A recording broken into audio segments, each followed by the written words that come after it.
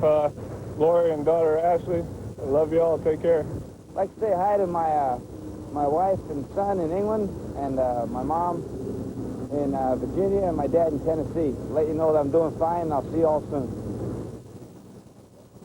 We're back now at 7:30 on a Friday morning. It is 2:30 out here in Saudi Arabia. We are coming to you from inside the U.S. base of operations, which is, of course, on Saudi soil. Now, that combination means joint security, a cooperative effort that seems to be working well so far, as NBC News correspondent Arthur Kent explains. U.S. forces are dropping in and out of this air base as if it was their own. But Americans are guests here, and most say they've been made to feel at home. The Saudis have been more than helpful, and most of them have treated me like they're equal. My surprise was actually pleasurable because I thought there would be actually nothing out here but sand and tents. So to know that we came to somewhere that had some civilization relaxed my mind right away. U.S. air crews find Saudi Arabia especially convenient because this is probably the best equipped F-15 base in the world.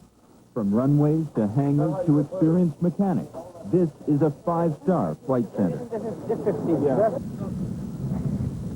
Joint command and maintenance is one thing, but when it comes to the business of preparing and scrambling equipment, the British, Saudi, and American forces here work separately. Americans fly in and arm their own weaponry. Saudi pilots wait in their own ready rooms, their F-15s poised for the signal to scramble. I'd like to take this opportunity to welcome you to this location. The joint force has been drawn together in a very public way.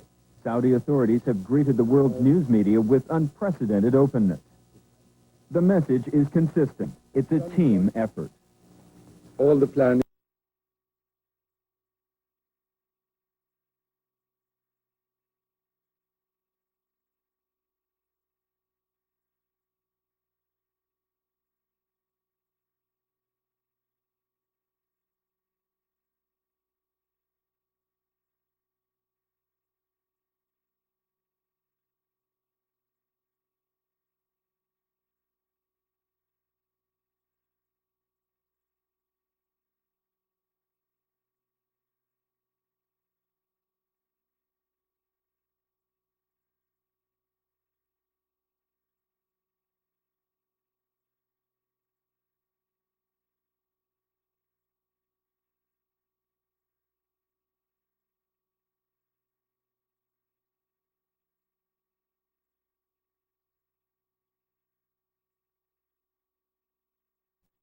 It's a lot of forces, and you have to really sit down and put everything together. Reporters and photographers have had greatest access to U.S. personnel. The Saudis are more guarded with their own people and aircraft, though camera teams haven't been stopped from catching glimpses of planes like these Hawk trainers. On the streets nearby, it's a different story. Saudi government guides accompany photographers focusing on civilian life. Officials and some citizens here are still uncomfortable with prying eyes from the outside world. For now, cooperation with the Western world is a military consideration. And with Saddam Hussein still showing no sign of backing down, a battlefield test of this joint force is a possibility no one here is ruling out. Arthur Kent, NBC News in northeastern Saudi Arabia. Still ahead in this half hour, we're going to meet some of the Marines and the Air Force pilots who call this place home as we continue with our special edition. But right now, let's go to New York. Once again, Katie Kerr. Katie. Thanks, Bryant. Egypt has played an important part in the region, supporting U.S. actions there. We'll talk to the Egyptian ambassador about his country's involvement. And Mike Jensen's here this morning to answer some of the questions being asked by Americans about how much our military presence in the Persian Gulf is going to cost us. But first to the news desk, where Stephen Fraser has had the duty this week while Faith Daniels has been away. Good morning again, Stephen. Good morning again, Katie, Bryant. All eyes are on Kuwait City today as Saddam Hussein's deadline approaches for the closing of almost 60 foreign embassies. There are reports now that Iraqi troops are surrounding a number of embassies, including the British embassy. So far, though, no attempt has been made by the Iraqis to enter any of the embassy compounds. That could come after the announced deadlines. President Bush has pulled the U.S. Marine contingent out of the American embassy in Kuwait, leaving only a few diplomats there. He has ordered them to keep the embassy open, but not to resist if Iraqi troops move in. Close to 50,000 reservists will start getting notices today to report for duty. Units from 3 states are already mobilizing. the 172nd Airlift from Jackson, Mississippi, the 105th Airlift from Stewart Air Force Base in New York, and the 136th Airlift from Dallas, Texas, and 200 members of the 459th Unit at Andrews Air Force. We interrupt this program for an NBC News special report. Here is Tom Brokaw. Good morning, everyone. President Saddam Hussein of Iraq has raised the stakes in this game of showdown that he's playing with President Bush of the United States, most of the Western world, and many of his Arab brothers as well. Today, about 100 American embassy personnel from the embassy in Kuwait and other dependents of that embassy now have been detained in Baghdad indefinitely. That was not part of the agreement that had been reached with Iraq, according to State Department officials. NBC's John Dancy is at the State Department right now. He has additional details for us. What is the explanation, if there is one, John? Tommy, it's all, as you say, it's all part of raising the stakes in this very high-stakes game that's going on between Iraq and the United States.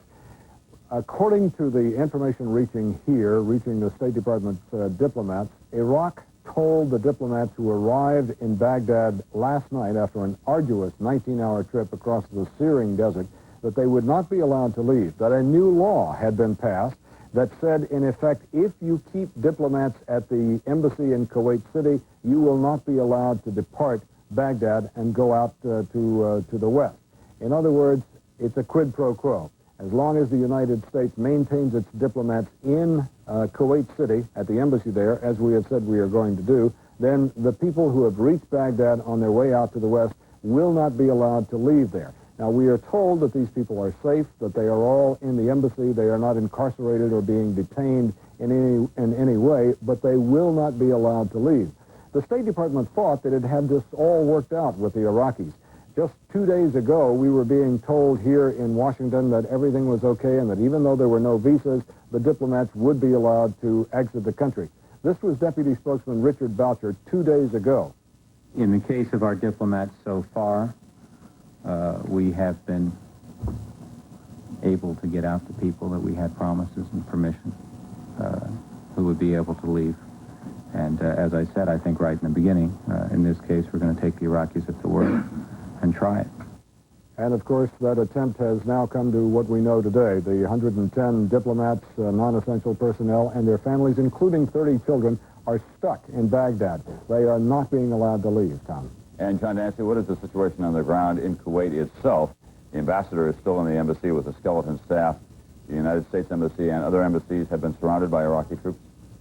Yes, Tom, it is not, they're not surrounded so much. There has been a military presence around the embassy for days, but what has happened now is that somewhere between 6 and a dozen Iraqi soldiers with guns have taken up position at the gate. That perhaps doesn't constitute surrounding it, but they are there now, and they were not there yesterday. And the Soviet Union has gotten a lot of its personnel out of Kuwait, right? We're told that the Soviet Foreign Ministry spokesman this morning said that all of the Soviets have left. They continue to agree with us that the embassy should not be closed. They say their embassy is not closed. There's just nobody there. All right, John Dancy of the State Department, thank you very much. President Bush today was continuing his vacation. No apologies. It's obviously part of the political strategy that he has decided on with his closest advisors. He's in Kennebunkport, Maine, where he has been on the golf course or fishing almost every day. Again today, he continued the policy of taking no questions, at least, about the situation, although because he said he just didn't think that it was appropriate. That he is getting work done, but when he's out on the golf course, he's there to have leisure time, which he needs as well. This whole business of the president continuing on vacation in such a public fashion is beginning to draw some attention around the country. And it's fair to say that some people don't agree with the idea that while there are American forces on the ground in the Middle East, that he is in Maine, even though he is spending most of his day, we can only assume on this Persian Gulf crisis, that he is out on his boat and on the golf course at the same time. So that's the situation now. About 100 American dependents and members of the embassy in Kuwait, personnel from that embassy, who thought that they were going to be able to go from Kuwait to Iraq and then to Jordan, now have been stopped in Baghdad by Saddam Hussein. They will be detained indefinitely. The official explanation from Iraq is that we did not close our embassy in Kuwait as we were ordered to. Well, that's the latest excuse from Saddam Hussein for taking still more people. We'll have continuing updates all day long on this ever more tense situation now in the Middle East on this NBC station. For now, I'm Tom Brokaw, NBC News, New York.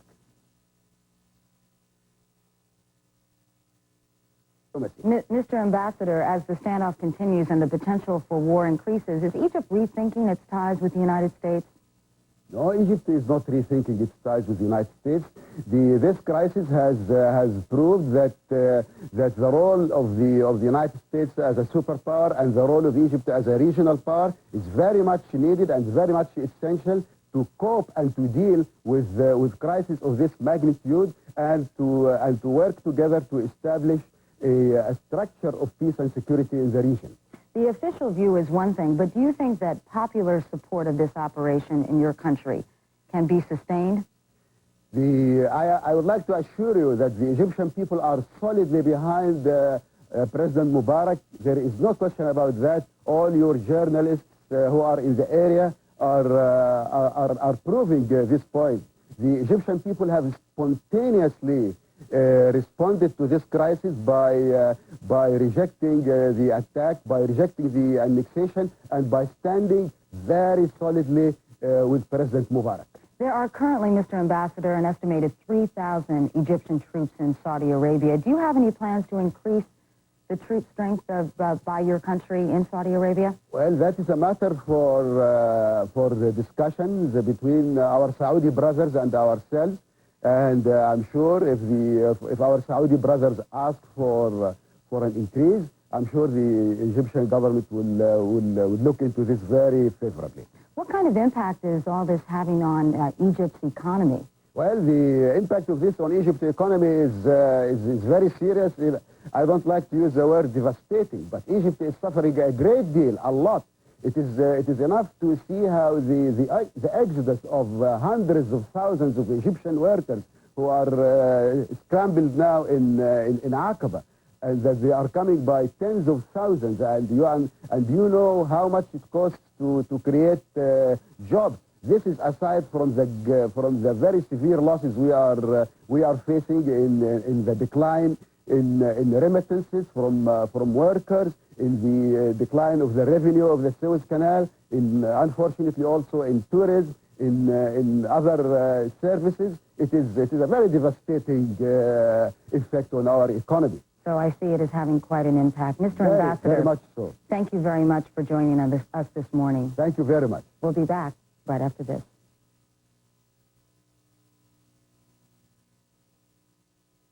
Called into the Gulf. But whenever there's a crisis of any kind, you know the Marines are never far behind, and so we've got two of the first Marines to hit the ground here. They are Colonel Mike Kurth and a captain from his unit who, for security reasons, we are not allowed to identify. Gentlemen, good morning. Good morning, Thank you very much for being with us. Good morning back in the East. Talk to me about how long you've been in country. Oh, we've been here a little over a week, Brian. A little over a week. Yeah. And what's been the most difficult part of getting acclimated to the conditions? Well, we really haven't had much trouble with that. We've spent quite a bit of time in the desert over the last few months, so most of our guys are pretty well used to operating in the heat here. What are conditions like up on the front, Captain? Are they a great deal different than what we're talking about in here? Well, the heat and humidity here is the same. It's temperature-wise probably the same, about the same. Just like what we're used to dealing with. We're going on our exercises back in the States. It's really not too much different. What's the biggest obstacle for your people to overcome out there? Don't really see any obstacles right at the moment. Spoken like a Marine, are they? Are you pretty much a self-contained unit out there? We are. One of the things that the Marine Corps has done for us is provide us sustainability, and across the board we're able to support ourselves pretty well for a goodly amount of time. Give me a typical day. Tomorrow, what are your troops about? Tomorrow morning, first of all, we run 3 shifts so that we're working around the clock fixing our airplanes and flying. And we'll have guys like the captain here out flying missions in the morning, getting familiar with the area. We'll probably... Because you fly attack killer copters? That's correct. Okay, go ahead. I'm sorry. Okay, and we'll start early, and we'll work through the day, and we'll probably run a few night missions, all designed to get ourselves familiar with the terrain and just used to the local flying and more acclimatization. Do the machines require more maintenance because of the conditions? I wouldn't say they require more maintenance. There are certain things that we do a little differently here in order to protect them from the sun and the sand. So we spend some time doing a few things just a little bit different. Captain, any special gear because of the conditions out here? Yeah, not really. Personal survival equipment. We're bringing extra water bottles, things of that nature. You're going through water at a pretty rapid rate out there.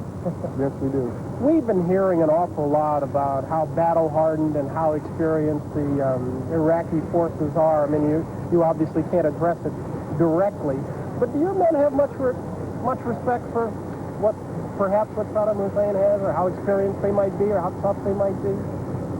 I don't think anybody wants to underestimate his capabilities nor his intentions. And so I think that has added, I don't know, a little more impetus to our paying attention and focusing on what we do.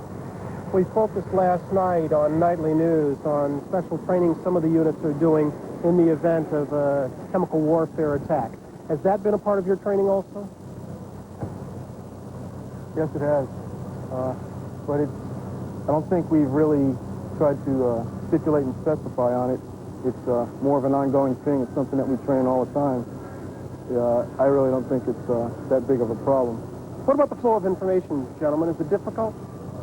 I would imagine rumors abound at the front. Certainly, and we try to put those all in perspective. And generally, I hold a formation, maybe not every day, but I try to get the word out to the troops as best I can so that they understand exactly what we're focused on. And we try to push those things that we hear kind of out of our minds. I know Marines aren't afraid of anything, but how would you characterize the attitude of the guys? Nervous, concerned, worried? If I had to sum it up in one word, I'd say motivated.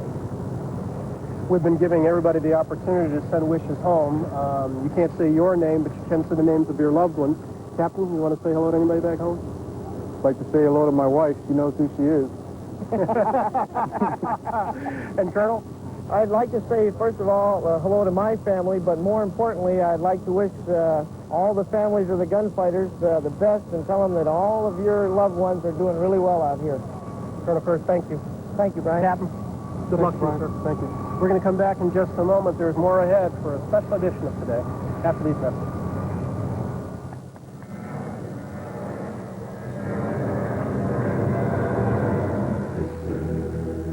Winning. It's a spirit that's driving everything we do. It's why more people depend on Chevrolet than any other car. In fact, according to one source, the 1990 J.D. Power Initial Quality Survey, the Chevy Lumina Coupe is the most trouble-free car in its class. That's why more people are winning with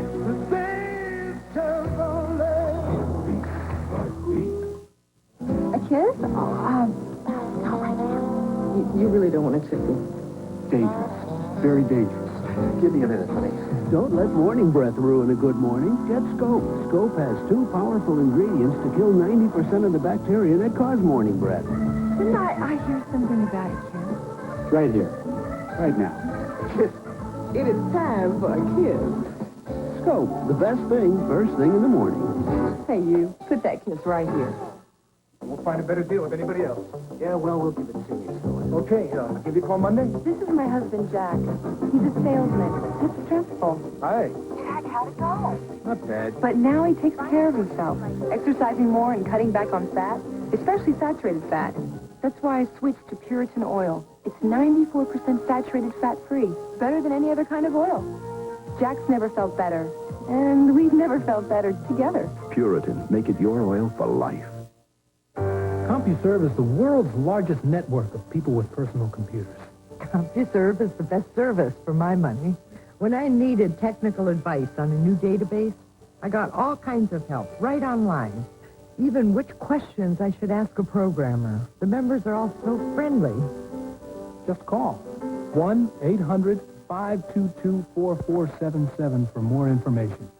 Just call this number today. I'd be lost without CompuServe.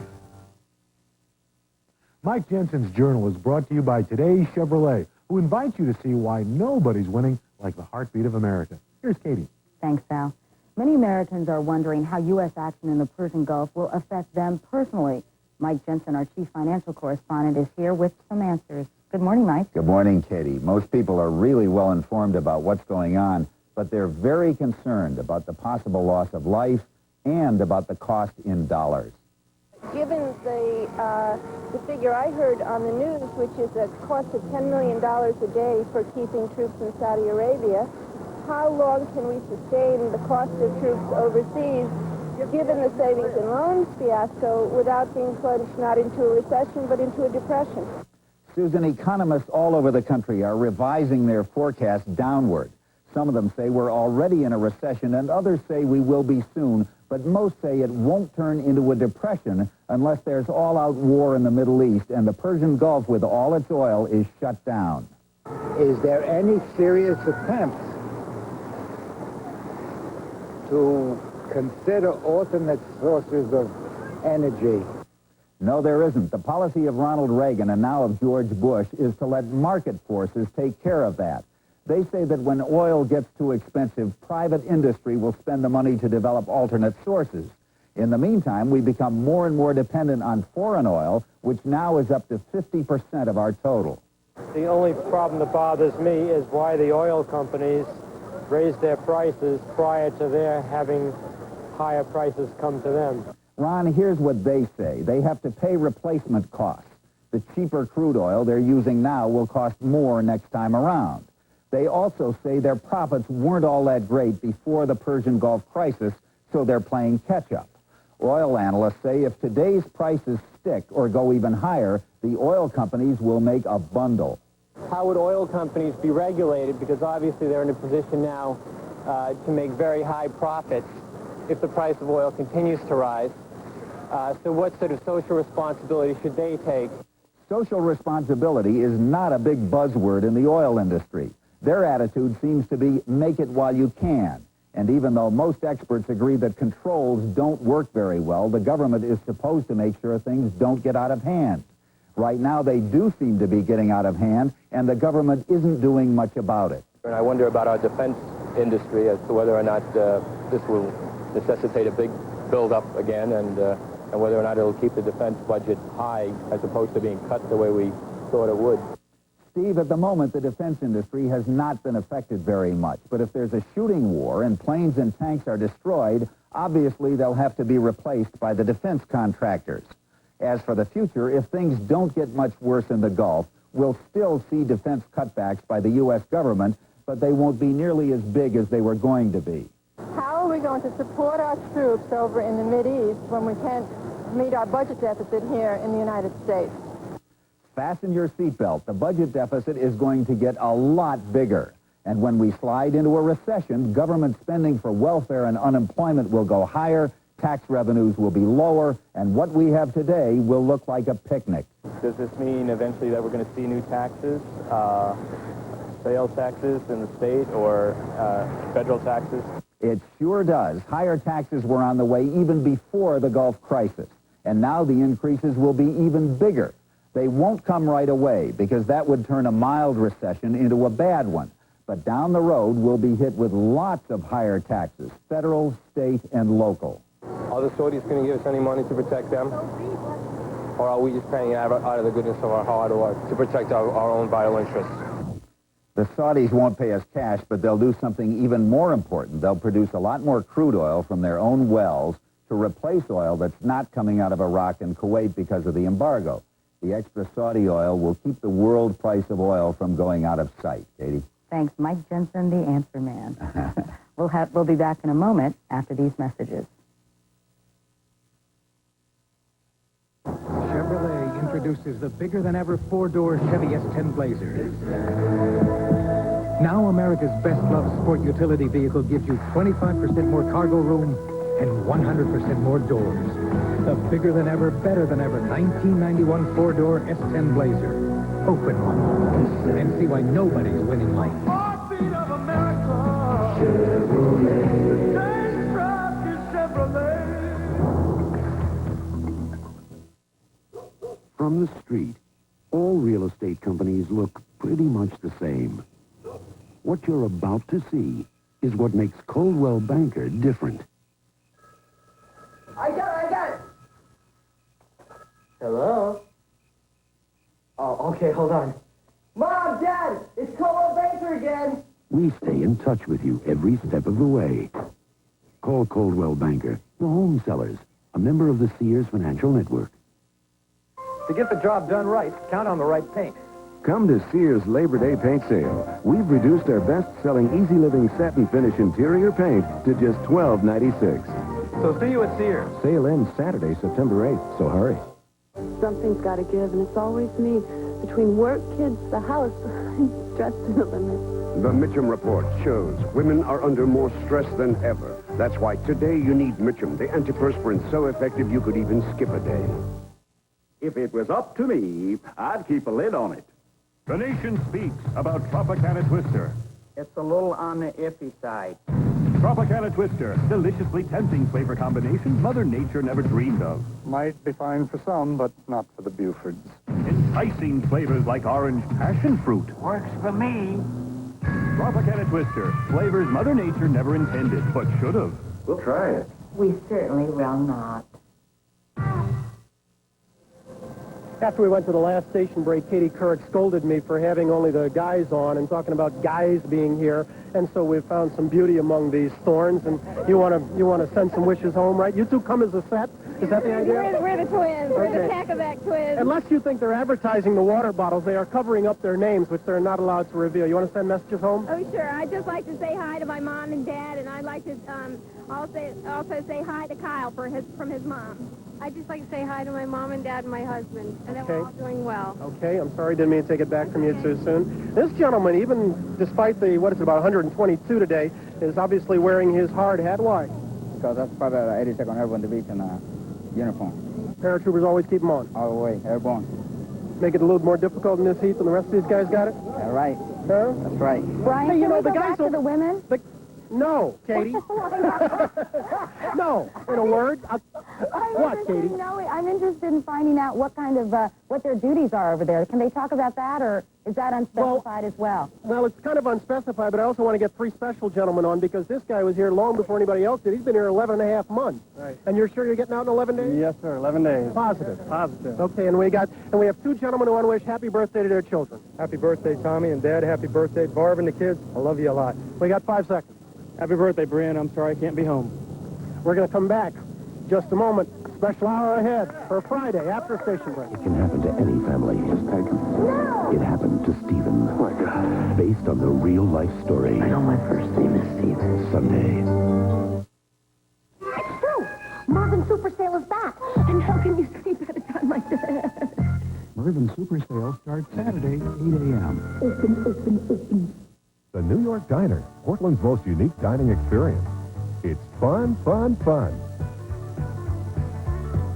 It's music. It's great food. Family dining starting at $3.95. It's big stars. Sort of. It's the place for birthdays. The New York Diner, maybe the most fun you can have at dinner in Beaverton's Town Square.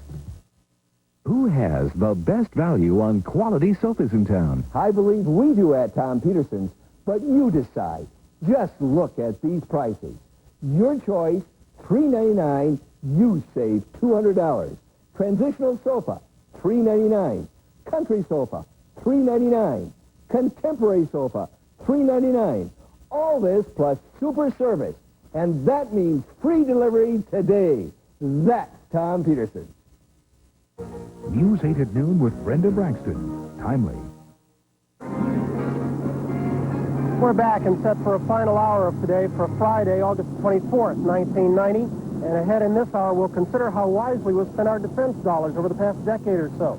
This Gulf crisis is emphasizing the value of certain kinds of tactical weapons, but also exposing just how much we've wasted on strategic weapons that are worthless in a crisis like this one. We'll check out our bang for the buck on After 8. Welcome back to the second hour of today, a special edition of Today coming to you from inside the U.S. perimeter, the nerve center of Operation Desert Shield. For security reasons, we can't tell you exactly where we are, but the pictures can give you some indication. We're not allowed to pan around here, but as you can see, we've got some C-5s, some C-130s, some 141s that are parked out here and are unloading. We've got an awful lot of troops who have come by to keep us company on this morning, and throughout this morning, we're going to be trying to meet as many of them as possible since we enjoy such a privileged position. All that to come as we have one more hour left to our stay in Saudi Arabia. But right now, let's go back to New York. Once again, Katie Kerr. Katie, I didn't want to cut you off on that last time with the ladies, but I did want to get those birthday wishes. No, I understand, Brian. I don't think you're sexist.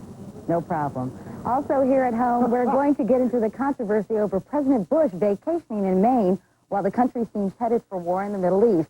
And later in the hour, we'll talk to an American woman with a truly harrowing tale of escape from Kuwait, an escape punctuated by gunfire by Iraqi troops.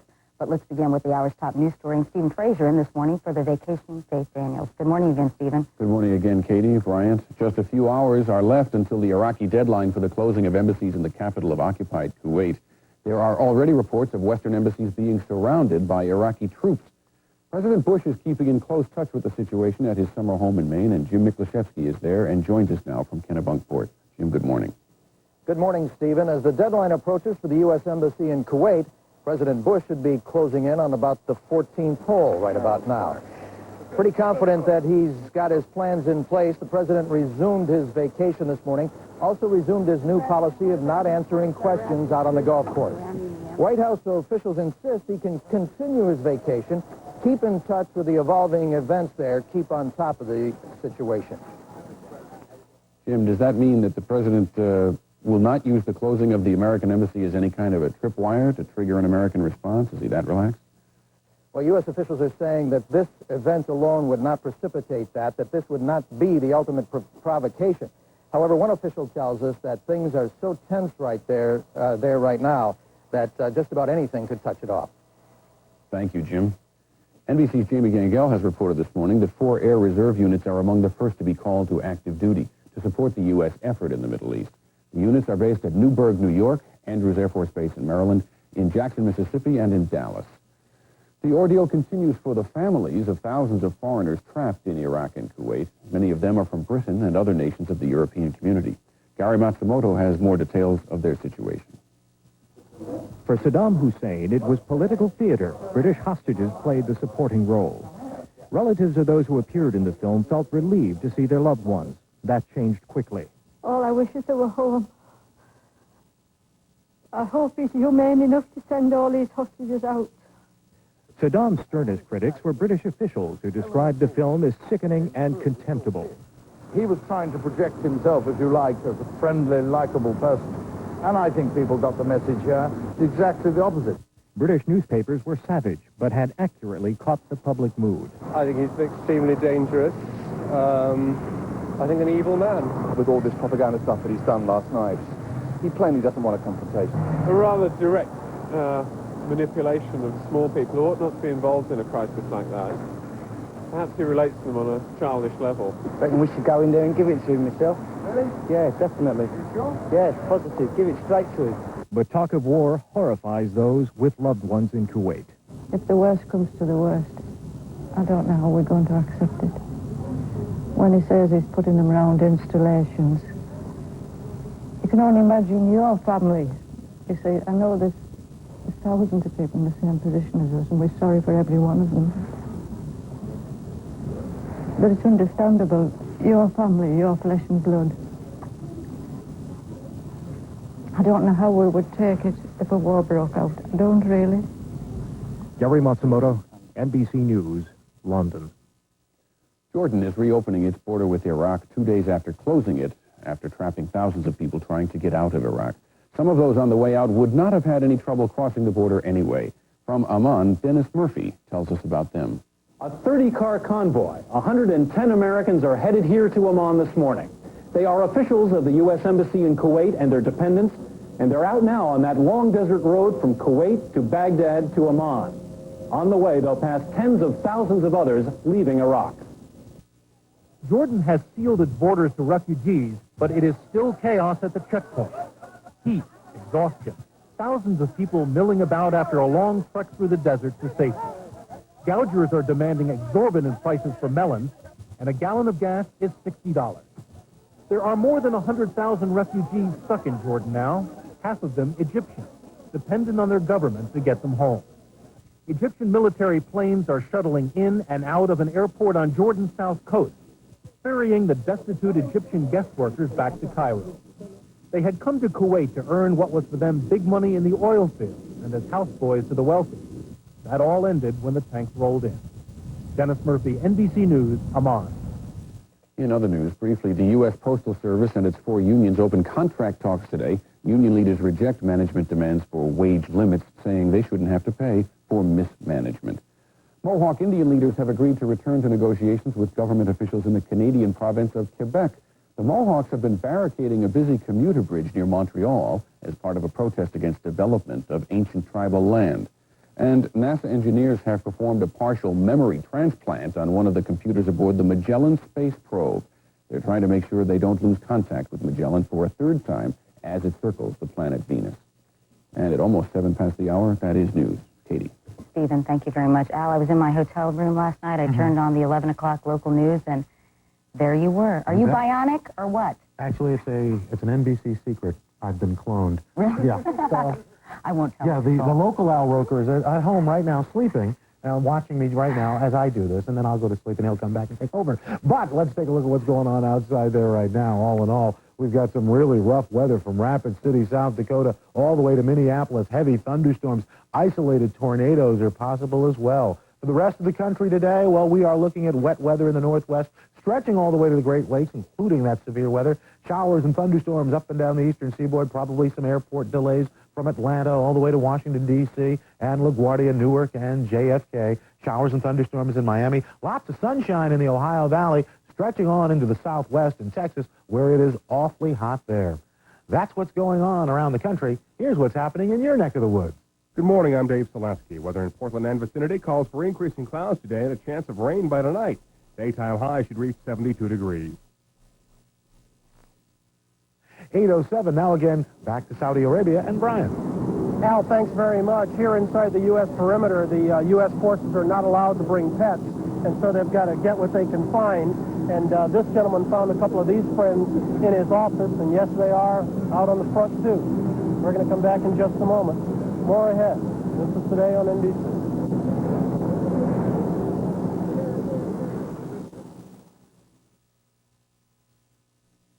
Who has the best value on camcorders in town? I believe we do at Tom Peterson's, but you decide. Just look at this price. VHS full-size camcorder with autofocus, power zoom, high-speed shutter, only $549. You save $50. All this plus super service, which means 100 rental movies free. And if you've been shopping for a camcorder, you know how good this price really is. That's Tom Peterson. Come to Llewellyn RV Center and save on one of the Northwest's largest selections of RVs and travel trailers. Choose from brand names like Terry Trailers and Fifth Wheels, America's largest maker of travel trailers. Silver Eagle Motorhomes, the motorhomes with a long list of standard features. Or King of the Road Fifth Wheels with the latest innovations for life on the road. And because they also have Llewellyn Motors in St. Helens, they can put together special truck trailer packages for you. You can find the RV that's just right for you at Llewellyn RV Center in Hillsboro and LeGrand, or see Llewellyn Motors in St. Helens. Hey, honey, what do you say we go to the coast and catch some fish? You mean get up at 3 a.m., stand around all day in the freezing cold and watch you get seasick? But there's nothing like fresh seafood. Why don't we go to the store and buy some Oregon pink shrimp and crawfish? They're shipped in from the Oregon coast every day. And there's fresh sole, snapper, cod, perch, flounder, and delicious pink shrimp. Best of all, they're mostly boneless fillets, and the Oregon pink shrimp is peeled and cooked, which means I don't have to clean any fish. Okay, what do you say we go skydiving? When Middle Eastern turmoil turns into hometown fear and frustration, nobody brings you Northwest news like News 8. Only News 8 brought you the first interview with one of the Kuwaiti natives now living in Portland. Only News 8 talked to a Salem woman whose husband traded freedom for a soft drink. And only News 8 brings you daily updates on how military tanks affect your gas tank. When news seems like a world away, turn to the news team that brings it closer. News 8, where Northwest news comes first.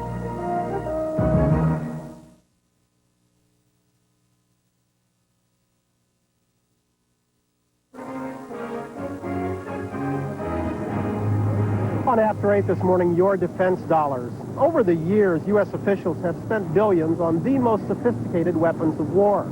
But much of what they bought was intended to fight a long-range nuclear conflict. and so much of it is useless in a crisis like this one, where less cumbersome tactical weapons are of more value. The crisis here, combined with the cooling of the Cold War, may force a reassessment, then, of our military priorities. And Congressman Lee Hamilton of the House Foreign Affairs Committee will have something to say about that. This morning, he's in Louisville at our station WAVE-TV. Congressman Hamilton, good morning. Good morning, Brian. Congressman, most of what we own isn't right for this kind of war. Does that mean we wasted our money? Oh, I don't think it means we've wasted our money. For the last several decades, we've prepared for a different kind of a threat in Central Europe, perhaps a strategic threat. That threat seems to be receding. We hope that it is. Now we face another kind of a threat, and it's going to take a substantial change, it seems to me, in our defense priorities. In retrospect, sir, should we, or could we even, have prepared for both equally? Well, hindsight is always 100%. I think we should now put additional emphasis on airlift capacity and mobility and flexibility in our armed services. Perhaps we should have done more of that rather than the emphasis on the strategic weapons in the recent past. But there's been such a cataclysmic change in the nature of the threat in the past few months or a couple of years that I don't think any of us clearly saw it. Considering what's already in the pipeline, how quickly can a changeover be effected? I think you'll begin to see the Congress change even next month. In September, when the defense budget comes up for consideration, you'll see some marked shifts, I believe, in defense spending in the direction that I've indicated towards flexibility and mobility. That will begin in September. Then, of course, it will carry through certainly into the next year. Let me come back to you in just a moment, but bring in our guest from Washington right now. He is a man who had a hand in many of the defense purchases of the last decade. He is Lawrence Korb, former Assistant Secretary of Defense. Mr. Korb, welcome back to today. Nice to be back. Sir, what's your view of what we've bought versus what we can use here? Well, I think we've done a reasonably good job of both dealing with the Soviet Union as well as preparing for a crisis like we're dealing with now. Remember, we've been concerned about the Persian Gulf for the last 10 years. What we thought we would be facing in the Persian Gulf were Soviet forces.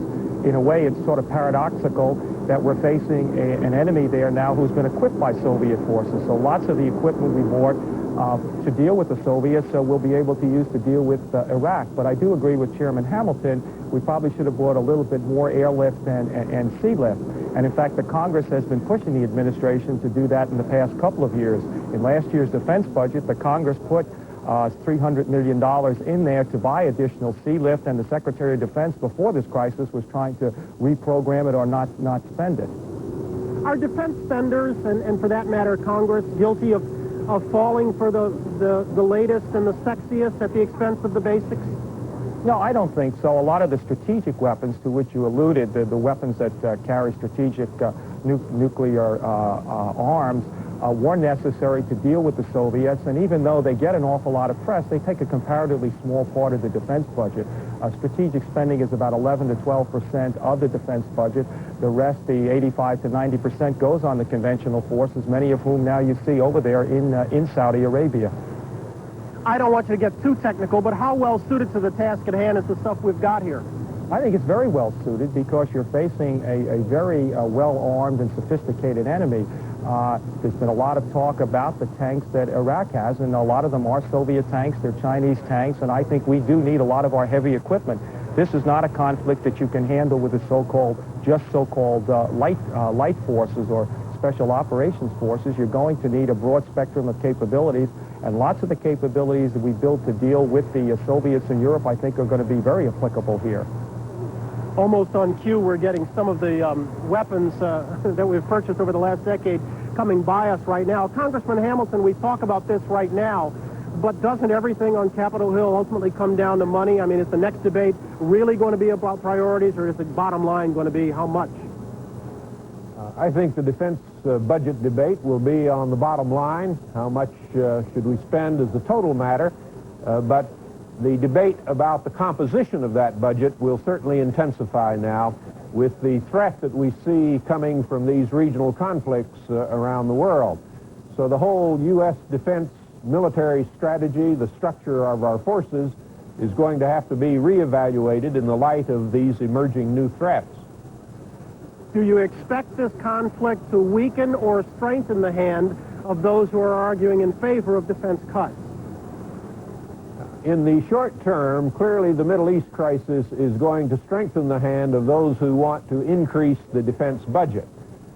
In the longer term, we'll just have to wait and see how that develops. But I think the strong moves in the House and the Senate to reduce defense spending in the last few months will be weakened, and you'll see some rise in the defense budget, although not to the figure that President Bush has been requesting. The President's request is still very heavy on B-2s and SDIs and MX missiles that are not needed, it seems to me, in this kind of a crisis. Congressman Lee Hamilton in Louisville, Kentucky, thank you for being with us, sir. And Lawrence Corbin, Washington, always a pleasure. We're going to come back in just a moment. There's still more ahead for a special edition of Today, as some troops have just arrived in Saudi Arabia. This is Today on NBC.